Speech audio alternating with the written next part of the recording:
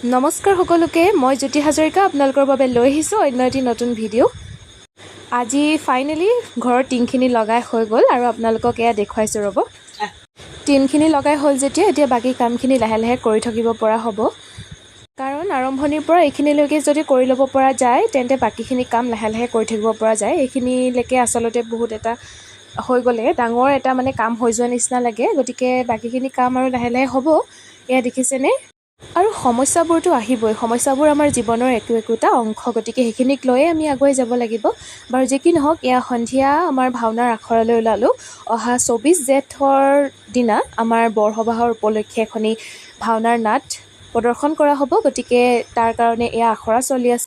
আৰু এইফালে আমাৰ এয়া আইসকলে চাহৰ যোগান ধৰিছে, আৰু আনফালে দেখিছেনে এয়া আমাৰ নৱপ্ৰজন্মই গায়ন বায়নৰ দায়িত্ব বহন কৰিছে, গতিকে সেইখিনিৰ কাৰণে আপোনালোকৰ সকলোৰে আশীৰ্বাদৰ প্ৰয়োজন। আপোনালোকে আশীৰ্বাদ কৰিব যাতে তেওঁলোকে সুন্দৰকৈ এই কামভাগি আগুৱাই লৈ যাব পাৰে।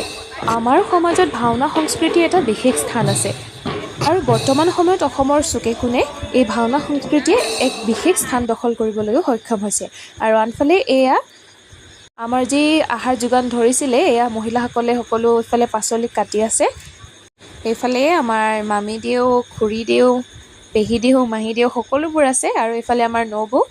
আৰু আজি আগবেলাৰ সময়কণত কামৰ মাজতে গ'ল যদিও ভাগৰ আৰু নামঘৰলৈ যোৱাৰ পিছত আৰু একেবাৰে ভাগৰ যুগৰ নাইকিয়া হৈ আহিলে, আৰু মনটোও শান্তি লাগি আহিলে। গতিকে আজি আমাৰ ঘৰৰ টিংখিনিও লগাই হ'ল, এয়া দেখিছেনে আপোনালোকে। আৰু আজিলৈ ইমানেই আছিলে, এতিয়া আহিছোঁ, বাই।